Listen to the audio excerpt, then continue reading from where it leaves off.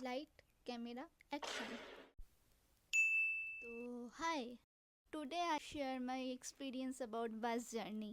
তো সেদিন না আমি বাসের একদম লাস্টের সিটে বসেছিলাম আর বাসটাও খুব জোরে চালাচ্ছিল। দেন আমি লক্ষ্য করলাম আমার পাশের সিটটা ফাঁকা আর তারপর আমি নিচে তাকাতেই দেখি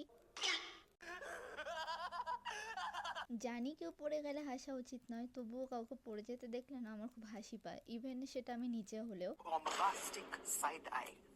Criminal offensive side eye. Oh no! আমরা বাসে করে কোথাও তো একটা যাচ্ছিলাম।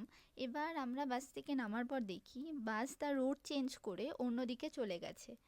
আবার কিছুক্ষণ পর সামনের একটা টার্ন নিয়ে ফিরে এসেছে। মানে বাসের ড্রাইভার রাস্তা ভুলে গেছে। আমি তো শুধু প্যাসেঞ্জারদের কথা ভাবছিলাম। তো এতে এত হাসার কি আছে? তুই কি কখনো কিছু ভুলে যাস না? আরে এত রাগ করছিস কেন? হ্যাঁ আমি ভুলে যাই, তুইও ভুলে যাস, সবাই ভুলে যায়। তাই বলে বাস ড্রাইভার রাস্তা ভুলে যাবে?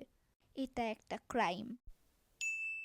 আমি কারোর থেকে তো শুনেছিলাম যে স্টুডেন্টদের বাসের ভাড়া কম নেয়। তো একদিন আমি বাসের কন্ডাক্টরকে ভাড়া দেওয়ার সময় জিজ্ঞাসা করেই নিলাম, স্টুডেন্টদের জন্য বাসে ছাড় হয় না?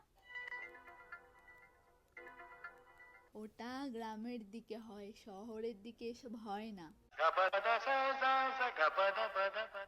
তারপরের থেকে না আমি এখনো বুঝতে পারিনি স্টুডেন্টের বাসের ভাড়ার সাথে গ্রাম বা শহরের কি সম্পর্ক।